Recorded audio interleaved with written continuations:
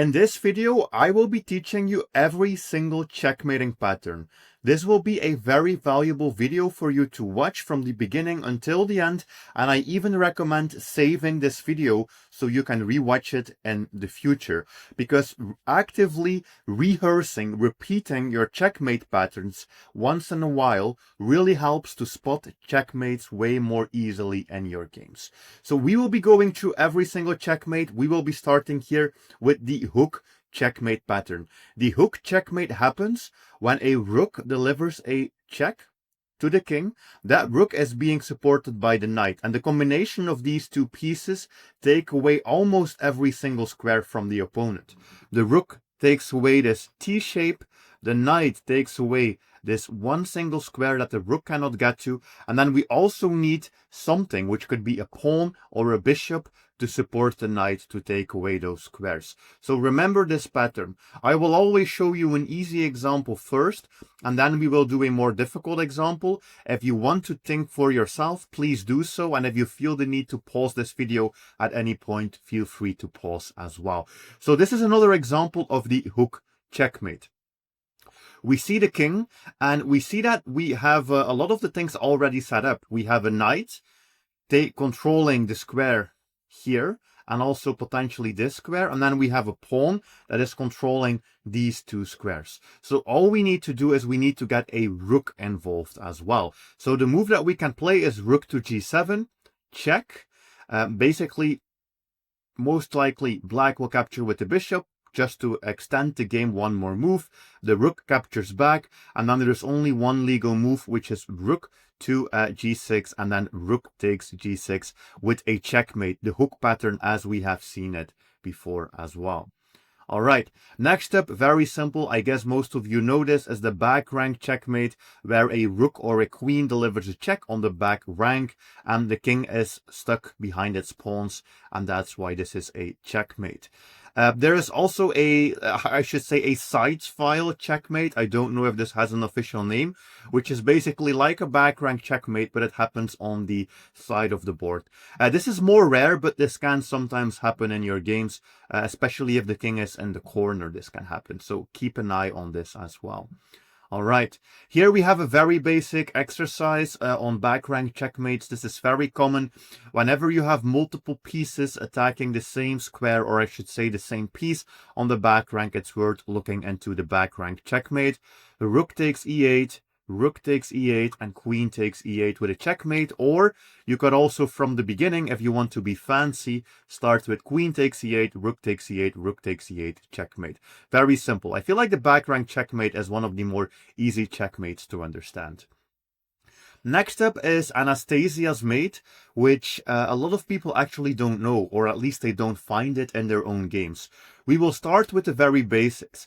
Anastasia's checkmate is like this back rank checkmate, or side file checkmate, I should call it, where we check the king when it's on the side of the board, but we do need our knight to take away these two squares, and we also need to have a pawn, an opponent's pawn, or could also be an opponent's rook, for example, there, so that we can deliver the checkmate.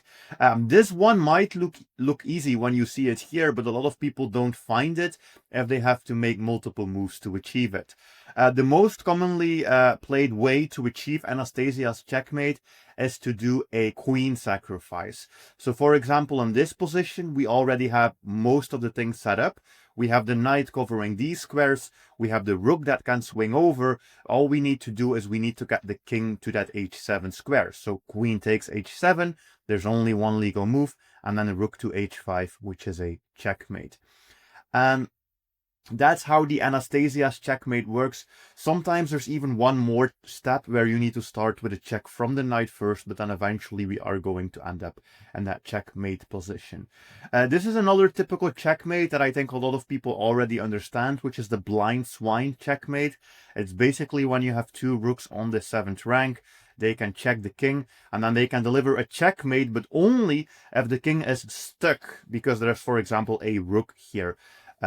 Keeping the king stuck so it cannot move to the other side of the board.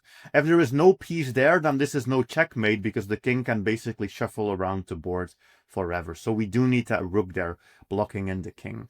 This is a typical checkmate that you can set up once you have control of the 7th rank. This is a very common thing in chess, that you should try to get your rook to the 7th rank, or the 2nd rank if you are playing black. Basically here, that's what I'm trying to say. And once you get one rook here, the next goal is to get a 2nd rook to the 7th rank. And usually as soon as you do that, there are many available tactics, and also this blind swine mate can be possible. In this case, there was actually a knight supporting as well. But even if it was just the 2 rooks, this would also be a blind swine checkmate. Next up is the double bishop mate. 2 bishops can deliver a checkmate to a king that is in the corner, because they can take away 2 diagonals, but we always need some extra piece to block the final square. This could be one of their own pawns blocking the square. This could also be our king being very close by to block that square. So that is how 2 bishops can deliver a checkmate. This is another example. There are more pieces on the board, but again, it's just a simple double bishop checkmate. Bishop takes e5. Check to the king, and again we need the light squared and the dark squared bishop working together to take away the different squares. The fact that the rook is present here doesn't even matter, because if black were to block with the queen, we would take that, and that would still be a checkmate. All right, next up is Boden's mate. This is also a checkmate that a lot of people don't get right in their games when they have the opportunity to play it. Boden's checkmate is also a checkmate that can happen with 2 bishops or with a bishop and a queen, where basically this time the bishops are creating this cross, this X, you could say, attacking all of these squares. This works especially well if the king is castled long. That is when Boden's checkmate is going to appear, when the enemy king has castled long. Oftentimes you also need to sacrifice something to create Boden's mate. It's actually black to play here. So black to play, I think this is a very good exercise. How can we achieve the Boden's checkmate? Well, we already have this bishop here. We would like to get the other bishop here so that we can deliver that check. And then we have both bishops taking away all of those squares. But of course, this move is not possible because the pawn would simply capture us. This is where Boden's mate can happen by playing a move like queen takes c3. Check with the queen. There are no legal moves except capturing the queen, and then we achieve Boden's checkmate. This can also happen if you sacrifice a rook onto that c3 pawn. Basically, as long as we can force them to recapture and open up this diagonal towards the queen.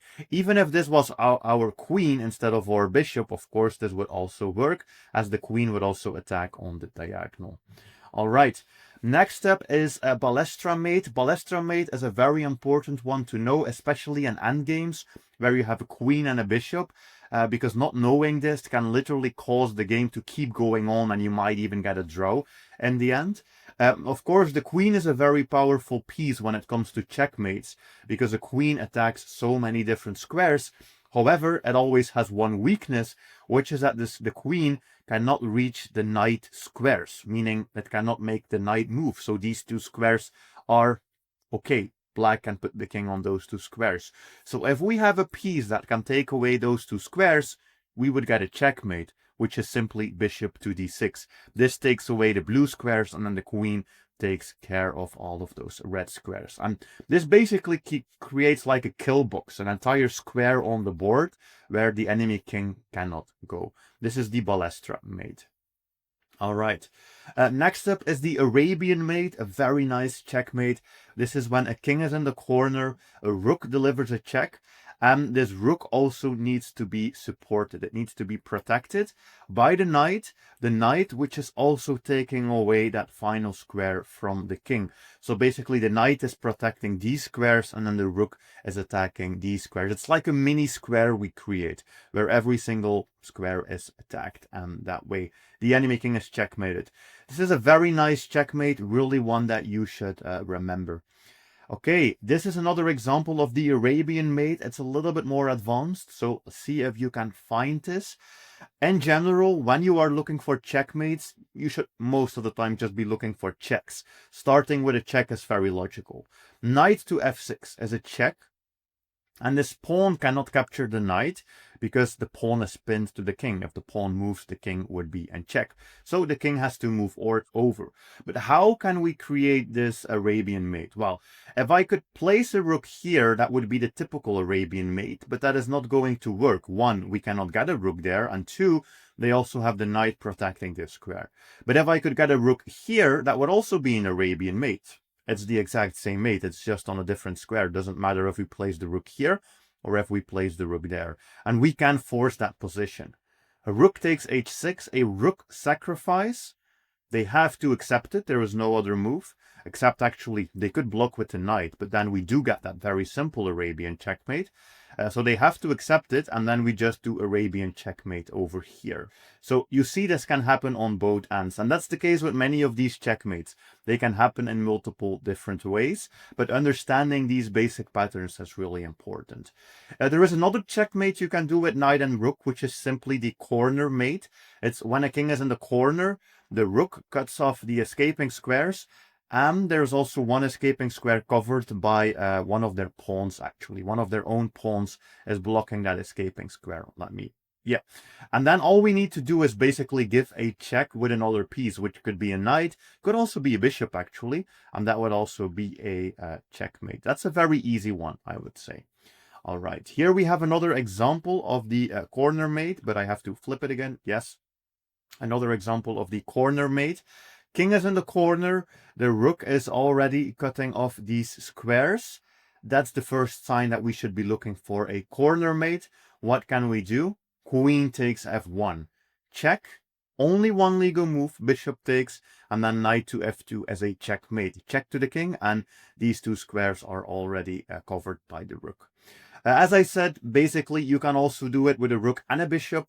Then it is called a morphe mate instead of a corner mate. Okay, the names don't matter that much, but this is also a checkmate. This time the bishop gives the check and the king is in the corner. This is actually a very nice one that you can set up. This one works well together with the windmill tactic. You can give this check with the rook.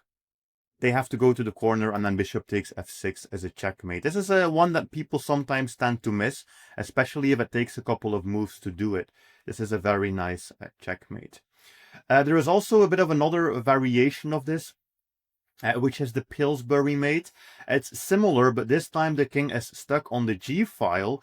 The bishop is covering these two squares, and we do need quite a lot of enemy pieces to surround the king, taking away many of their squares. Here we have the move rook to g1, and this is simply a checkmate. Check to the king, and the king is also boxed in because the bishop is covering those squares. Next up is the Pillsbury mate, but a more advanced example. This is something that can happen when you have a bishop on the long diagonal attacking the pawn in front of the king, and then we also have some extra heavy pieces, rooks or queens, on this file. Then we can set up that Pillsbury mate that we just looked at. What do we do? Queen takes g7, eliminating the pawn in front of the king. We need that pawn to disappear, and then rook takes g7. King goes to the corner. This is a position where I'm sure most of you would misplay. If you want to pause and think what you would do, but I'm sure most people will get this wrong. This position is a typical windmill position, where it looks like we can just move the rook, give a check, and then basically just repeat and pick up all of the material. That is usually how this windmill tactic works. You basically keep picking up everything, and then eventually sometimes you just drop back with the rook to deliver a potential checkmate, or force them to block with a rook or block with the queen. However, none of what I just showed actually works, because if we do the check with the bishop, they just take the bishop. That's it. But this is a good pattern to remember in general, because the bishop and the rook combination can lead to multiple checkmates. So is there actually a checkmate here? Yes, there's actually a checkmate in 3 moves, but it starts with rook to g8. Sacrificing the rook, and now you will recognize this very typical pattern. The king is boxed in, the bishop is open, it's attacking these two squares, and we can use the final rook to do a check. Then they have to block with the queen, and then that is a checkmate. So that is a more advanced example of the Pillsbury mate. Next is Damiano's mate. It's a very simple checkmate. where we deliver a checkmate with the queen being supported by either a pawn or a bishop, and we need it to be a pawn or a bishop because, well, we need it to cover these two squares, and then we also need at least one opponent's piece here to cover the escaping square. This pawn that I just colored in orange, this one is not necessary there for the checkmate, because even if the pawn is not there, the queen is also covering that square. All right. Here we have a more in-depth example of Damiano's mate, but you have to look for a Damiano's mate every time you see a king with a pawn in front of it and then either a bishop or a pawn taking away those two squares. It's actually pretty much like a back rank checkmate. Many of these examples are just more complicated versions of prior checkmates we have already seen. So we would like to just give a back rank checkmate. Rook to h8. That would be checkmate. If it wasn't for this knight, okay, then we can play queen to g7. And this is an example of Damiano's checkmate, this time with a bishop and a queen. All right. Next up, very similar. This is called Lolly's mate. It's another queen and pawn checkmate, but this time it's a bit like a queen's kiss checkmate. The queen's kiss checkmate is when the queen stands right in front of the enemy king, creating this little box, this kill box, and then basically we need something just to protect the queen. That's the Lolly's mate. So this also shows that getting a pawn to the 6th rank is in general very valuable. They even say that a pawn on the 6th rank, here it's on the 6th rank, is just as valuable as a knight or a bishop if it's close to the king. Because it attacks a very important square, and then we can set up a mate. What can we do here? Well, this is the mating square. We just need to get our queen over there. So queen f6. Queen can go there, and this also blocked in this pawn. Otherwise, if they were able to move it, they could maybe try to activate the queen to protect that square. All right. Black does whatever, it doesn't really matter. And then we deliver the checkmate, the Lolly mate. Okay. Next up, one of my favorite checkmates, I have to say, because sometimes it can come unexpected, is the opera checkmate. The opera checkmate is again a variation of a rook checkmate on the back rank. Rook delivering a check, attacking these squares, attacking that square as well. And then we need a bishop to protect the rook and to also cover the square in front of the king, and we need there to be a pawn here. And this is a very common checkmate that you can do if your opponent's king is stuck in the center of the board, this opera checkmate. This is a more advanced example with black, but it's actually still quite easy. Just shows if the opponent's king is stuck in the center, and if you have some heavy pieces, queen and rook, and a bishop aiming towards that square, that's when you should look for the opera checkmate. Queen to d1, check, almost mate. They have to take it with the bishop, and then rook takes d1, and this is a checkmate. Check to the king, and again it's the same pattern. The king is stuck. This time it's just mirrored, basically. It's on the other side, but it's still a checkmate. All right. Next up is the Anderson mate. The Anderson mate. This is when a rook delivers, again, that type of back rank checkmate, but this time it just needs to be supported by a pawn. And then also the rook covers all of these squares. The pawn covers the rook, but we also need something to cover the pawn and to cover the other square that the rook cannot get to. So for example, having a king nearby here as well. All right. This is another example, this time for black, delivering the Anderson mate. It's again, when you see a king, that king is stuck on the back rank and there is a pawn right in front of it. That is when we should look for the Anderson mate. This time we will be doing that with a queen. There's nothing they can do. Queen to h1 is a checkmate. And if that was a rook, that would actually be the exact same. Like imagine if instead of the queen there, we had the rook there, that would be the exact same. Rook over, rook takes, and then rook delivers a checkmate. That is the Anderson mate. All right, another very nice checkmate pattern that some people overlook is the dovetail checkmate. We looked before at the fact that the queen is a very strong piece, because when a queen attacks the king, it's basically attacking almost every single square within this square, this 3x3 square. So there are only two squares the queen cannot cover. Those are the knight squares, as we talked about before, those blue squares, the knight squares. Well, if you see a king and those knight squares within that box are covered by pieces, they are blocked up by pieces, this is when you can do the dovetail checkmate. The king is actually checkmated only because of the fact that its own pieces are blocking its escaping squares. Another variation here, but this is just another dovetail mate. Check with the queen. Again, queen delivers the check, and then the two knight squares, as I like to call them, are covered by pieces. This time the queen being supported by a bishop instead. All right, and I think we have one more here of the dovetail checkmate. This is an interesting one. It's slightly more advanced. Queen to e8 is a checkmate. Let us color the squares again. Queen is taking away these squares, but this time it's the bishop actually. It's the bishop that is covering those two knight squares, as I like to call them. So that can also work if we have a piece covering those two squares. Then we have another checkmate that's similar. This is actually, I would say, a dovetail mate, but it has a different name. It's called the Cosio mate. Check with the queen, and then this is again, it's literally the exact same that we have just covered 3 times. We create this little box, but this has a different name, this particular variation, which can happen in endgames. As you see, this is an endgame checkmate. All right. Similar to the dovetails checkmate as the swallowtails checkmate. What am I talking about? Queen to e6. It is another type of kill box. This time the queen is attacking all of these squares, but again we see that there are 2 problem squares, 2 squares that the queen can never reach. This time it's these 2 squares that the queen cannot reach, but the opponent has pieces on those squares, making it easy for us to deliver a checkmate. This can happen in many different variations. This is another one. Swallowtails checkmate, almost messed that up. These are very similar. It's basically the same pattern. Queen attacks this, and then the knight squares are covered by enemy pieces. All right. Next up is the epaulette mate. This is similar again. This is when a queen delivers a check like this. Again, covering all of these squares. And then the 2 knight squares are this time covered by the rooks, shielding the king from both sides, but they are not able to intervene or block from the queen check. That's another variation of this checkmate. This checkmate can also happen in actually quite other positions like this.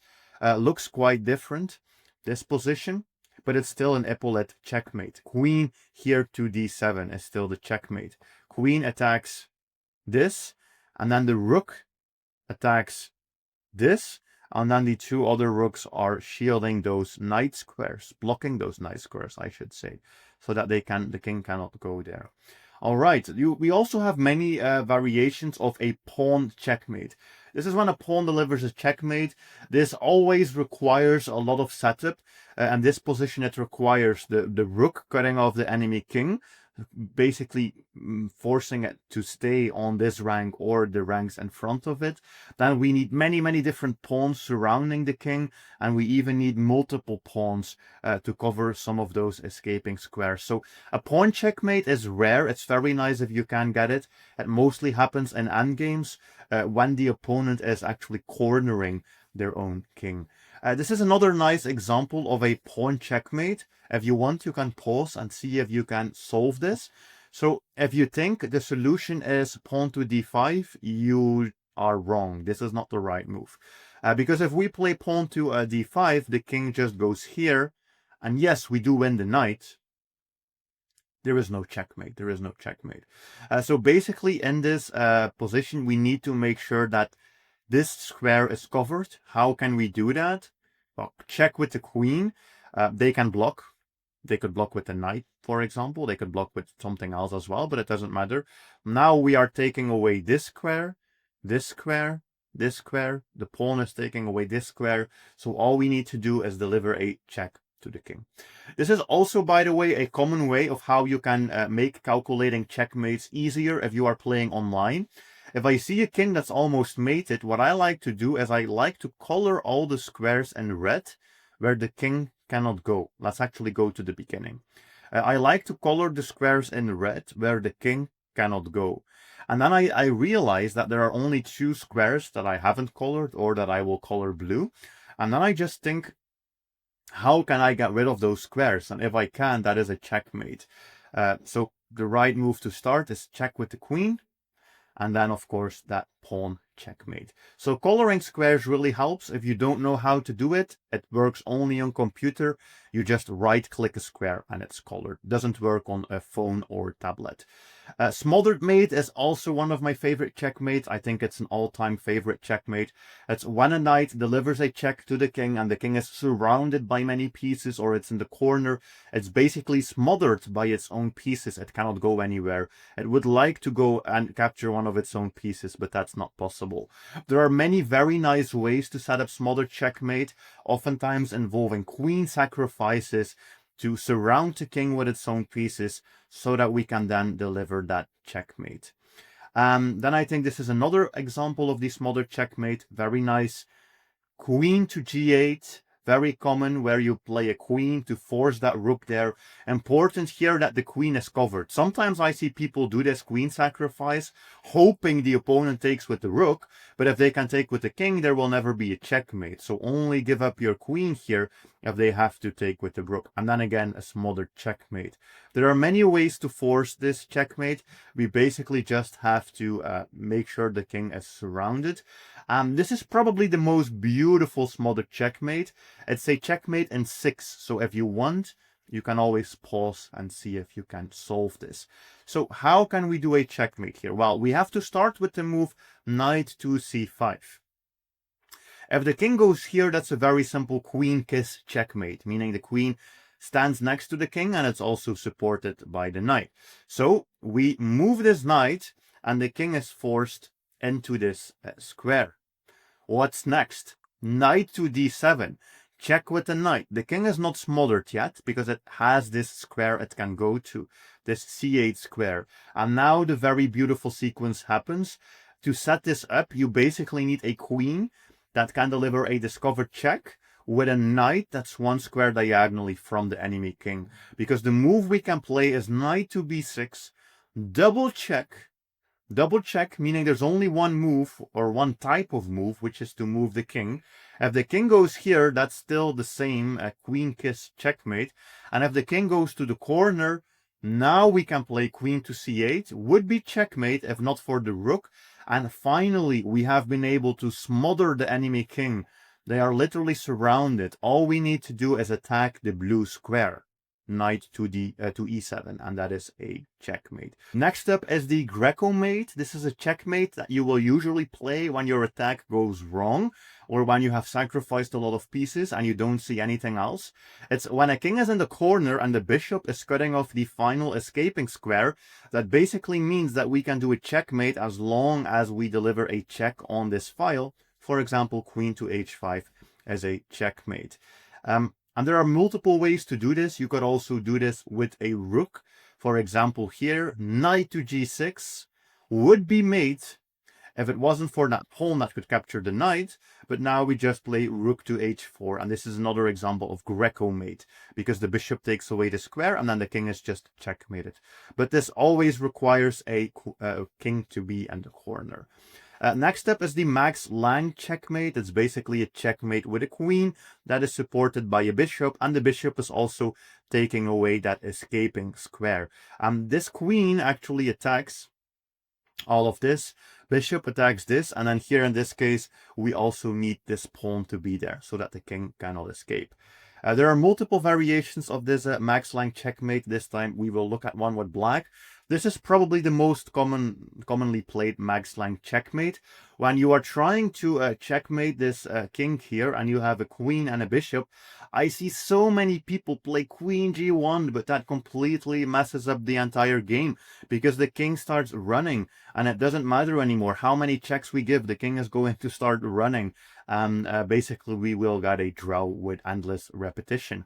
So we want to give the king a check, but we also want to make sure that it cannot move forward so that it stays stuck inside of that box.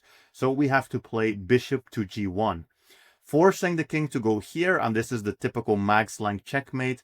Bishop to f2, king has to go back, and then of course there are multiple ways to checkmate here. Queen to g1 is actually the max length checkmate, but even bishop to g3 is what I would play. Works as a checkmate as well, since the queen is covering everything and that king is just stuck. So remember that max length checkmate. Next up is a very nice checkmate, Blackburn's mate. It's a mate where we are going to deliver a check with a bishop. Bishop needs to be covered by a knight. Let me color this. Bishop needs to be covered by a knight. Knights need to cover the escaping square as well. And then we need another bishop to cover these two squares. And then we also need an enemy. I don't even know. Yeah, I still have another color. We also need one of their pieces to block in their king.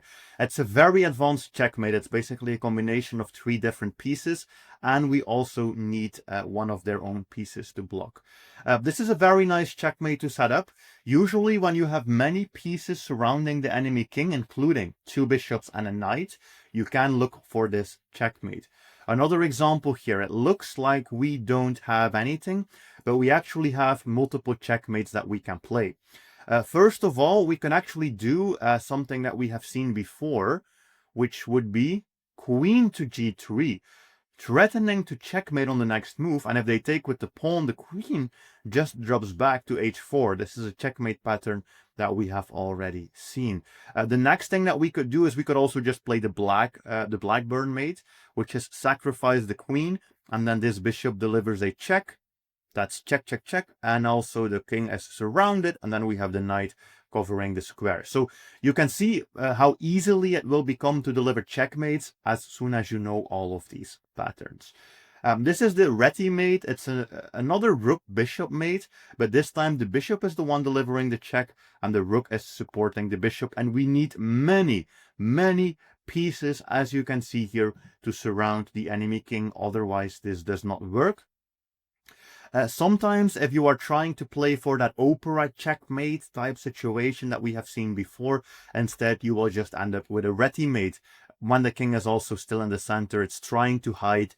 This is one way to do the Reti mate. Bishop takes away this, rook takes away, well, this I should actually say, and then surrounded by its own pieces, the king is checkmated.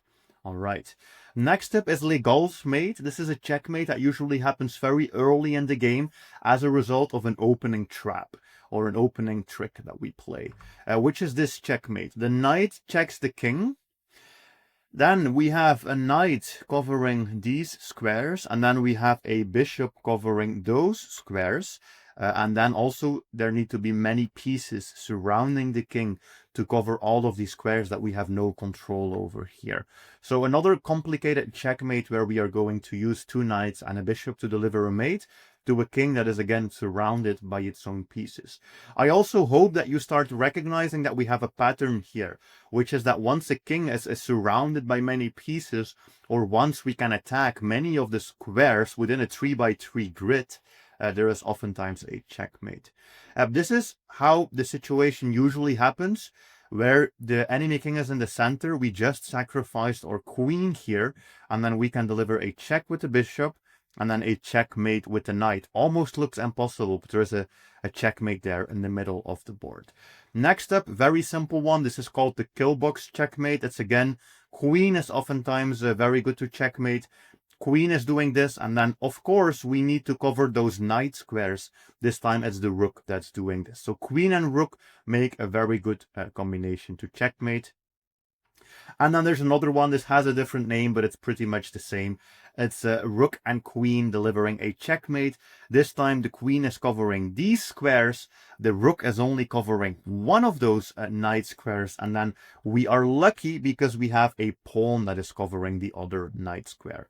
That's another combination of a checkmate here. And this is another one, another triangle mate. Queen delivers a check, again covering these squares. The rook covers this square, and then we have the pawn covering the final escaping square.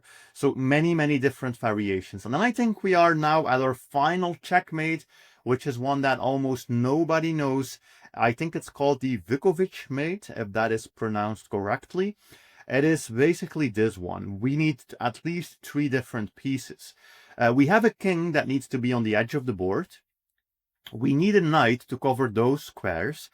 We need a rook to cover these squares and to also attack the king. And then we actually need a bishop to protect that rook, because, well, the rook is not protecting itself, of course. This is the Vukovic mate. It's one that you can sometimes get in an endgame with some good piece maneuvering. This is a more advanced example. There is actually just a checkmate and 3. If you want to pause, feel free to pause. Vukovic mate. So the thing is that we want our knight here. If our knight was here, then we would have a Vukovic mate by moving over the rook, right? If the knight was here, then we would have a Vukovic mate. How can we do that? Well, check, check, and this protects the rook. Rook is cutting off the escape. King has to go back, and then we have the Vukovic mate. So this time, knight covering these squares, rook covering these squares, and then, of course, the king here is helping by protecting that rook. And now you should know every single checkmating pattern. As I said, save the video, watch it again, and I have more full chess guides just like this if you want to improve other parts of your game.